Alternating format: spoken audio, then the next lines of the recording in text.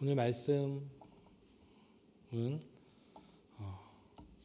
어렵지는 않습니다. 굉장히 단순한 메시지를 가지고 있습니다. 예수님께서 나는 다른 양식을 가지고 있다.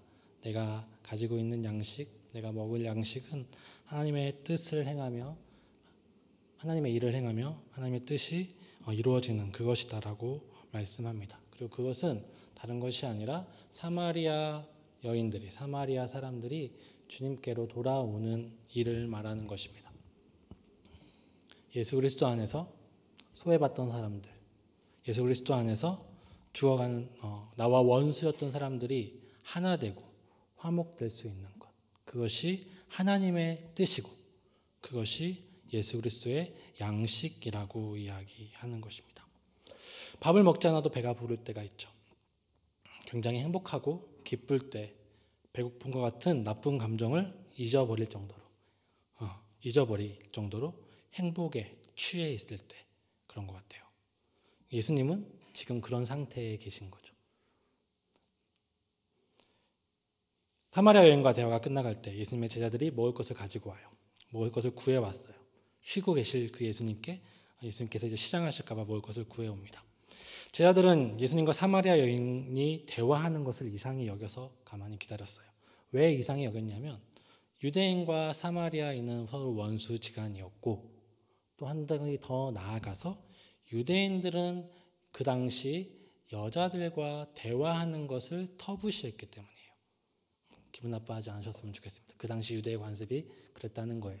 여인과 대화하고 여인에게 무엇을 가르치는 것은 시간 낭비다 라고 가르쳤던 것이 유대의 관습이었어요.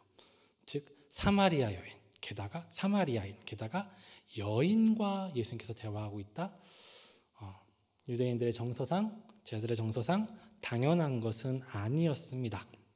그러나 예수님께서 그러셨기 때문에 제자들은 기다렸어요. 그리고 그 여인이 떠나자 제자들은 예수님께 이것을 드십시오라고 이야기합니다. 여인과 무슨 대화를 하셨습니까? 라고 물어보지 않아요. 왜요? 그것은 중요한 일이 아니에요. 사마리아 여인과 대화하고 사마리아 여인과 대화하는 것은 제자들에게는 그냥 지나가는 강아지를 본 것 정도일 수도 있는 거죠. 그러니까 큰 의미가 없는 것이죠. 그래서 그냥 예수님이 배고프신 게 더 중요하기 때문에 예수님 이것을 드십시오라고 이야기합니다. 그런데 예수님께서는 제자들의 관심을 사마리아 여인으로 돌리셔요. 그것을 먹기보다 나에게 다른 양식이 있다라고 이야기합니다. 그래서 사람들은 누가 예수님께 다른 먹을 것을 주었나라고 이야기하지만 예수님께서는 그러시 않으시죠. 사마리아 여인 때문에 지금 내가 밥을 먹지 않아도 무언가를 먹지 않아도 기쁘다는 것을 말씀해 주고 있는 것이죠.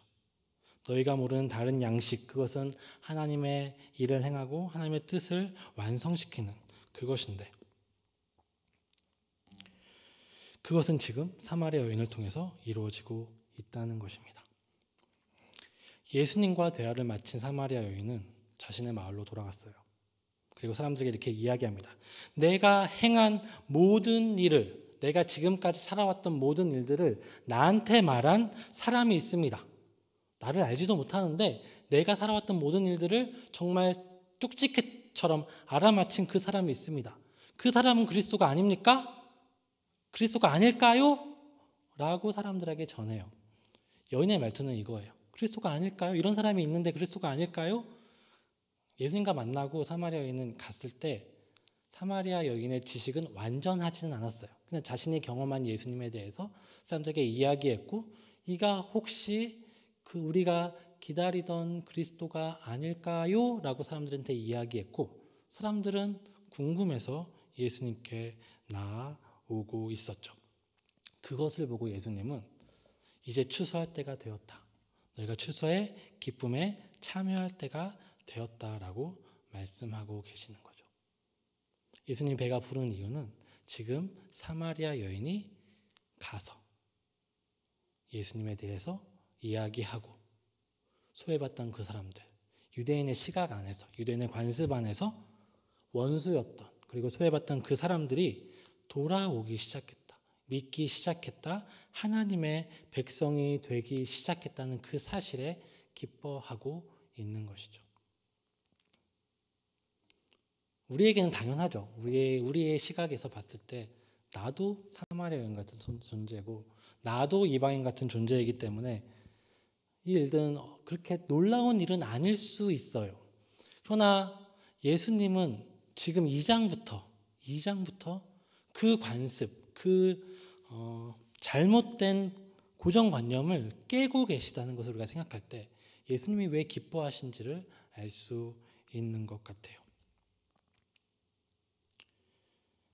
예수님은 의도적으로 유대인들이 가지 않는 사마리아 땅으로 가로질러 가셔서 사마리아 여인을 만났어요. 이것은 하나님의 일을 행하는 것이고 하나님의 뜻을 성취하는 것이에요. 그곳에 가셔서 사마리아 사람들도 유대인들이 미워하고 유대인들이 원수처럼 여기고 유대인들이 우상 숭배자로서 부정하게 여기는 사마리아 사람들도 구원받을 수 있다. 구원받았다는 사실을 지금 보여주셨고 보고 계시다는 거죠. 유대인의 종교와 관습 안에서 사마리아 사람들은 절대로 구원받을 수 없는 사람들, 부정한 사람들, 저 지옥불에 떨어질 놈들이었는데 그래서 적대시하였고 그 땅으로는 가지도 않았고 쳐다보지도 않았는데 예수님 때문에 그들이 하나님의 백성이 된 것이죠. 예수님 안에서 모든 민족이 하나님께 돌아올 수 있다는 그 사실이 선포된 것이고 보여지게 된 것이에요. 유대교는 율법과 그 당시 있었던 성전을 중심으로 하는 그 유대교는 사마리아 사람뿐 아니라 유대교 그 바운더리, 그 경계 밖에 있는 모든 사람을 거부하고 걸러내는 역할을 하게 합니다. 모든 사람이 예수님 하나님께 나오기보다 어떤 기준과 관습을 통해서 그 사람들이 하나님의 은혜에 나아오지 못하게 만들었어요. 그 이야기를 보여주고 있는 것이 가나 혼인잔치 이야기고 예수님께서 성전에서 하신 그 일들이에요. 가나 혼인잔치에서 예수님께서는 하나님의 뜻을 행하고 계셔요. 요한복음 3장 16절에 이런 말씀이 있죠. 우리가 잘 아는 말씀이죠.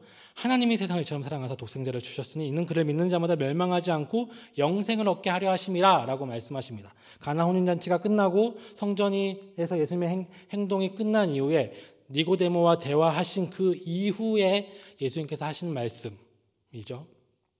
예수님이 이 땅에 오신 이유는 모든 사람들이 멸망치 않고 온 이 하나님의 구원을 받게 하기 위함인 것이죠. 그것이 하나님의 뜻이에요. 니고데모에게 그 사실을 분명히 이야기하시는 거죠. 유대인들이 아니라 예수 그리스도를 믿는 모든 사람들이 하나님의 백성이 될 것이고 하나님의 구원을 받을 것이다. 유대인의 관습 안에 들어오는 사람들, 유대인처럼 사는 사람들, 성전에서 제사하는 사람들이 하나님의 백성이 되는 것이 아니라 예수 그리스도를 믿는 사람, 예수님이 오셨기 때문에 하나님이 예수 그리스도를 보내주셨기 때문에 그 예수님 때문에 예수님으로만 말미암아 하나님의 백성이 될 것이고 하나님께 구원받을 그 일들이 일어날 것이다 라고 말씀하고 있는 거예요. 가나 혼인잔치에서 예수님은 잔치가 망할 뻔한, 혼인잔치가 정말 망할 뻔한 그 잔치 속에 계셔서 물을 포도주로 만드심을 통해서 잔치가 계속되게 하셨고 잔치가 더욱더 풍성하게 만드셨어요. 사람들이 그랬죠? 아니 지금까지 더 좋은 포도주를 남겨놨냐? 남겨놨구나 라고 이야기를 하잖아요. 그 이후에 잔치가 더욱더 풍성해지고 더욱더 즐거워졌을 거예요. 이제 끝나는 것이 아니라 더욱더 즐길 수 있겠구나 사람들이 생각했을 것이죠. 왜 이 잔치집에서 예수님께서 물로 포도주를 만드는 이야기가 성경에 기록되었을까? 왜 요한은 복음에는 이것이 기록되어 있을까? 잔치는 구약에서 하나님의 구원을 표현하는 이미지로 사용이 돼요. 언제 잔치를 했냐면 양털 깎을 때, 추수할 때, 이럴 때 잔치를 많이 했대요. 언제죠? 풍요로울 때죠. 가장 풍요로울 때, 가장 행복할 때, 그날 그 해에 그 수고를 거둘 그때에 잔치를 했죠. 잔치는 풍요로움의 상징이고 기쁨의 표현이에요. 이사야 25장 6절에 이렇게 말씀하고 계세요. 만군의 여호와께서 이 산에서 만민을 위하여 기름진 것과 오래 저장하였던 포도주로 연회를 베푸시리니 곧 골수가 가득한 기름진 것과 오래 저장하였던 맑은 포도주로 하실 것이다. 만군의 여호와께서 만민을 위하여 연회를 베푸실 것이다. 그것을 위해서 포도주를 준비할 것이다 라는 이미지로 생각하죠. 천국에 가면 하나님께서 연회를 베푸시고 우리가 마음껏 포도주를 먹는다 라고 생각할 수도 있겠지만 그것에서 나타난 풍성함과 풍요로움과 기쁨과 충만함을 기억하시면 돼요. 하나님께서는 그 백성들을 위해 이것들을 준비해 놓으셨어요. 그런데 그 잔치가 깨어질 뻔했어요. 그 잔치가 망쳐질 뻔했죠. 근데 예수님이 계셨기 때문에 그 잔치는 계속될 수 있었어요. 근데 그 잔치에서 부각되는 또 한 가지의 모습이 있죠. 뭐가 부각되었을까요? 물 항아리. 정결 예식에 쓰는 물 항아리 6개가 부각돼요. 왜요? 처음에 있다고 이야기하고 있고 예수님이 그 항아리의 물을 포도주로 바꿨기 때문이죠. 이 항아리는 정결 예식에 쓰여졌던 항아리라고 이야기해요. 유대인의 정결 예식에 쓰여졌던 항아리는 그 잔치의 기쁨과 잔치의 즐거움과 잔치의 풍성함에 하나도 도움이 되지 않았어요. 오히려 정결 예식에 쓰는 그 항아리는 그 잔치에 오는 사람에 대해서 하나의 걸림돌 역할만 했을 뿐이겠죠. 정결 예식에 참여해야 잔치에 올 수 있습니다 라는 의미로 작용은 하지만 정결 예식에 참여하는 그 물은 사람들의 기쁨의 그 충만함에 사람들의 그 잔치의 풍성함에 아무런 도움이 되지 못했다는 거예요. 오히려 그 자리에 계신 예수 그리스도로 말미암아 그 구원의 기쁨과 잔치의 충만함들을 누릴 수 있었다는 거죠. 그것을 먼저 보여주고 있어요. 인간의 관습, 인간 종교가 가지고 있는 그 한계를 분명히 보여주고 있는 거예요. 정결한 사람이 구원을 얻을 수 있다라고 말하는 것은 당연한 우리의 상식으로 보일 수 있어요. 어느 정도 종교적 의식을 가지고 있는 사람이 구원받을 수 있다라고 우리는 생각을 해요. 인간적인 종교는 다 그래요. 그래서 어느 정도의 재물과 어느 정도의 정성과 어느 정도의 열심이 있는 사람이 하나님께 사랑을 받는 사람이고 그 사람에게 천국이 있을 것 같다라고 생각할 수 있어요. 그러나 그것은 오히려 하나님의 풍성함을 누리는데 방해가 될 뿐이라는 거죠. 하나님께 나아갈 때 그 잔치에 참여하기 위해서 가장 중요한 것은 예수 그리스도라는 것을 보여주고 있는 내용이에요. 두 번째 사건, 성전 청결 사건이죠. 예수님은 거기서 자신이 증정한 성전이심을 보여주고 있어요. 성전에서 소와 양과 비둘기 파는 사람들, 돈 바꾸는 사람들을 내쫓으시고 돈을 쏟으신 것은 예언자적 행동이었어요. 스가랴 14장에서 약속한 모든 것을 성결하게 하는 진정한 성전이 자신심을 보여주는 행동이었다는 거죠. 스가랴 14장 20절, 21절을 제가 읽을게요. 그날의 말방울까지 여호와께 성결이라 기록될 것이라 여호와의 전에 있는 모든 솥이 제단 앞 주발과 다름없을 것이니 예루살렘과 유다의 모든 솥이 만군의 여호와의 성물이 될 것인즉 제사를 드린 자가 와서 이 솥을 가져다가 그것으로 고기를 삶으리라. 그날에는 만군의 여호와의 전에 가나안 사람이 다시 있지 아니하리라. 가나안 사람이 다시 있지 아니하리라. 제가 공교롭게도 이 부분을 설교를 했던 적이 있어요. 이 가나안 사람이라는 말을 상인으로도 해석할 수 있다라고 말씀드렸던 것 같아요. 기억하시는 분은 계시지 모르겠지만 다시 말씀드릴게요. 이 가나안이라는 히브리어 단어를 상인으로 해석할 수 있어요. 그 두 가지를 다 의미로 생각한다면 예수님은 상인을 쫓아내심을 통해서 사람들에게 스가랴 14장 21절에 예언자적 행동을 하고 계시는 것이고, 그것을 통해서 지금 성전 안에서 더 이상 우상 숭배, 가나안과 같은 우상 숭배자들, 그리고 상인들과 같은 자신의 이익과 만족을 구하는 사람들이 없어질 그 날에 하나님이 약속하신 성전의 모습이 성취되고 있음을 보여주신 거죠. 상인들을 쫓아내심을 통해서 지금 스가랴 14장의 말씀의 예언이 성취되었다라는 것을 보여주신 거예요. 왜요? 그들이 제사를 통해서, 자신의 정성을 통해서 하나님의 백성이 되고자 하였기 때문이죠. 그들은 하나님을 믿고 있었지만 우상을 숭배하고 있었어요. 하나님께서 제사를 통해서 속죄제를 바치라고 하는 이유, 동물 제사를 통해서 속죄제를 바치라고 한 이유는 그 제사를 통해 내 죄가 사해지기 때문이 아니라 그 동물의 죽음을 통해서 내가 어떻게 될지를 바라보고 내가 정말 죽을 수밖에 없는 존재라는 것을 깨닫고 하나님의 은혜와 자비를 바라보라고 그 속죄 제사를 만드셨는데, 그렇잖아요. 소가 죽는다고 제 죄가 대신 속해지는 것은 아니잖아요. 비둘기가 죽는다고 대신 속해지는 것은 아니잖아요. 그 제사를 드림으로 소가 정말 죽고 피를 뿌리는 그 모습을 보고, 아, 내가 저렇게 죽을 수밖에 없는 존재였는데 하나님께서 나를 살려주셨구나.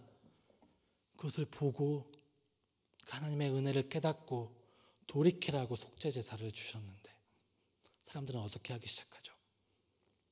내가 어떤 죄를 짓더라도 속죄 제물만 드린다면, 내가 어떻게 잘못하더라도 하나님께 어떠한 정성과 어떠한 열심만 보인다면 하나님은 은혜롭고 자비로우셔서 내 모든 죄를 용서해 주실 거야 라고 생각하기 시작한 거죠. 그게 우상 숭배라는 거예요. 하나님과 거래를 하기 시작하는 거죠. 하나님, 제가 소를 바치잖아요. 제가 이만큼의 헌신을 하잖아요. 죄를 당연히 용서해 주셔야죠. 저를 당연히 사랑해 주셔야죠. 저를 당연히 축복해 주셔야죠. 그것이 바알 신앙의 핵심이고 우상 숭배의 핵심이었던 거죠.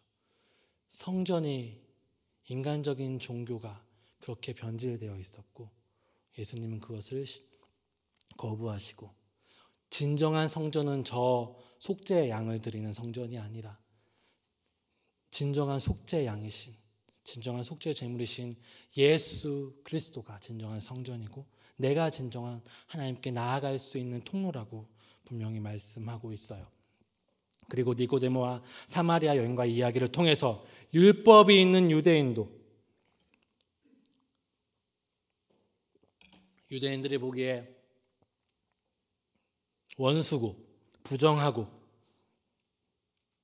지옥 자식과 같은 사마리아 여인도 자기의 종교, 자기의 열심, 자기의 정결 예식 때문이 아니라 오직 예수 그리스도 안에서 예수 그리스도 말미암아 거듭날 수 있고, 성령으로 말미암아 거듭날 수 있고, 예수 그리스도 말미암아 하나님의 자녀가 될 수 있고 구원받을 수 있고 예수님 안에서 하나님께 예배할 수 있다는 것을 분명히 말씀해 주시고 가르쳐 주고 계셔요. 이것을 바울 사도는 이렇게 이야기하죠. 로마서에서 율법이 있는 유대인도 율법이 없는 헬라인도 모든 사람은 다 죄인이고 모든 사람은 다 예수 그리스도의 그 십자가에 죽으시는 그 신실하심과 그것을 믿는 우리의 믿음으로 말미암아 구원을 얻을 수 있다라고 표현하고 있는 거예요. 그것이 복음이죠. 그 예수님 때문에 모든 사람들이 이방인이든 유대인이든 죄인이든 사람이 보기에 조금 의로운 사람이든 다 하나님의 백성이 될 수 있고 예수 그리스도 안에서 화목할 수 있고 예수 그리스도 안에서 한 몸 된 지체로 하나 되어서 함께 화평하고 함께 기뻐할 수 있는 것, 그것이 하나님이 계획하시고 하나님이 목적하신 하나님의 뜻이라는 거죠. 그 교회를 통하여서 열방이 살아날 것이고 그 교회를 통해서 사자와 어린 양이 뛰놀고 성전에서 물이 나와서 죽어있던 모든 것들이 살아나고 모든 백성이 하나님께 나와 하나님께 기도할 수 있는 것, 이것이 하나님께서 선지자들 통해서 구약의 선지자들의 언어를 통해서 보여주신 하나님의 뜻의 완성의 모습이고 지금 예수님이 그것을 보고 계신 것이고 제자들에게 보여주고 계신 거예요. 시작되었어요. 하나님 나라가 시작되었죠. 예수 그리스도 안에서 모든 사람이 하나 될 수 있는 것, 원수들도 하나 될 수 있는 것, 소외되고 부정하고 내가 멀리하던 그 사람도 예수님께 와서 나와 한 몸 된 한 지체, 한 가족이 될 수 있는 것, 사자와 어린 양이 뛰놀고 모든 사람들이 예수님께 나와 하나님께 나와 하나님의 그 은혜와 사랑과 윤택을 누릴 수 있는 그것이 지금 시작된 것이에요. 예수님은 사마리아 사람들이 오는 것을 보고 제자들에게 이렇게 말씀하시죠. 너희는 넉 달이 지나야 추수할 때가 이르겠다 하지 아니하느냐? 그러나 나는 너에게 이르노니 너희 눈을 들어 밭을 보라. 희어져 추수하게 되었도다 라고 말씀하십니다. 이제 그리고 그 기쁨들을 함께 사람들과 나누기를 원하셔요. 36절에 거두는 자가 이미 싹도 받고 영생에 이른 열매를 모으나니 이는 뿌리는 자와 거두는 자가 함께 즐거워함이니라. 제자들은 뿌리진 않았어요. 선지자들이 뿌렸고 예수님께서 뿌리신 그것들을 이제 제자들은 보고 함께 누려야 한다는 것을 보여줘요. 나는 뿌리지 않았지만 사마리아인들이 이제 나와 원수 같은 그 사람들이 그 부정했던 그 지옥과 같은 자식들이 하나님의 백성이 된다는 그 사실이 하나님의 기쁨이기에 또한 우리가 함께 기뻐해야 한다는 것을 말씀하고 있는 것이죠.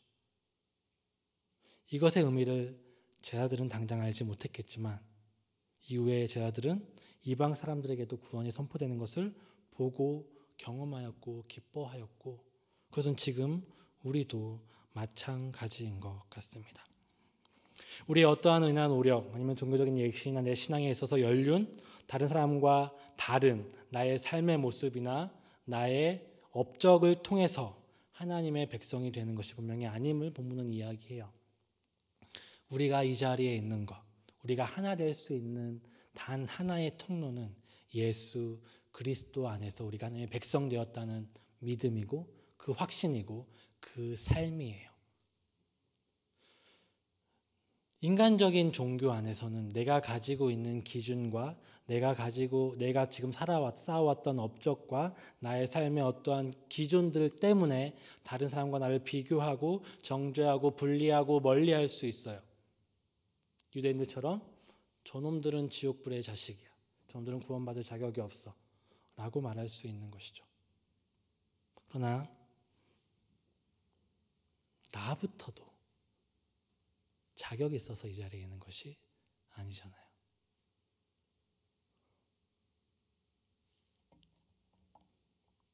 예수님 그 은혜 때문에 한량없는 그 은혜 때문에 여전히 죄인이고 여전히 죄와 씨름하고 여전히 죄를 짓고 있는 내가 이 자리에서 예배할 수 있고 그 기쁨을 함께 향유할 수 있고 누릴 수 있는 것이죠.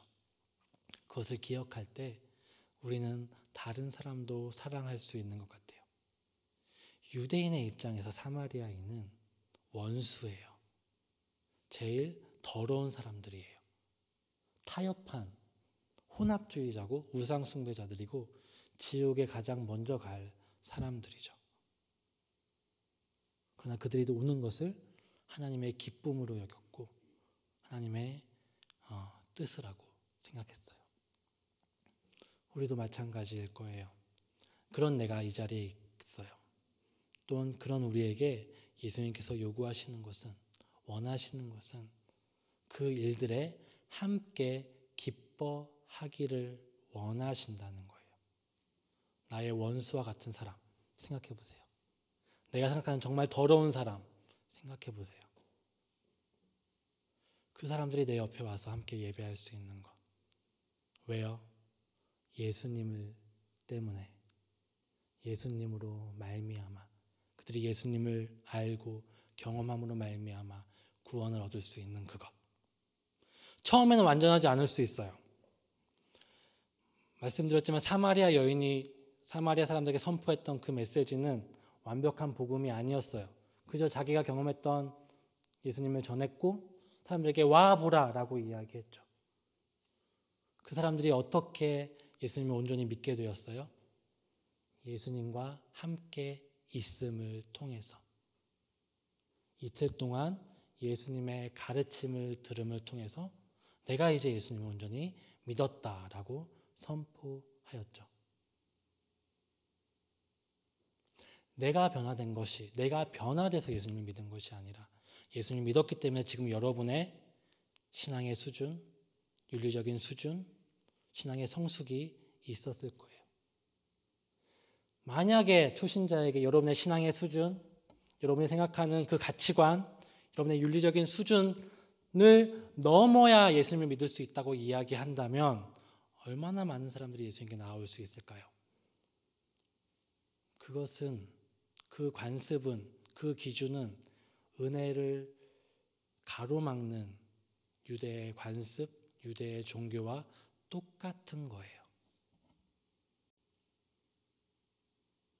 예수님이 정말 사마리아 여인을 사랑하신 것처럼 나와 원수와 같은 그 사람, 정말 생각만 해도 정말 화가 나는 그 사람조차 사랑하시고 여기에 오기를 원하신다는 것을 기억하며 어떨까요? 그것이 예수님의 기쁨이고 그것이 우리의 진정한 기쁨이라고 말씀하신다면 여러분들은 그렇게 사실 수 있으실까요? 그런데 그것이 우리의 신앙의 모습이 되었으면 좋겠습니다. 우리의 삶의 방향성이 되었으면 좋겠어요. 그 사람들과 함께 기뻐하고 그 사람과 함께 하나 되어 지어져 가는 것. 예수님으로 말미암아 내가 변화된 것처럼 그 사람도 예수님으로 말미암아 변화되기를 간구하는 것. 그것이 우리의 기도의 제목이고 우리의 삶의 모습이었으면 좋겠습니다. 우리 함께 찬양하고 기도하겠습니다.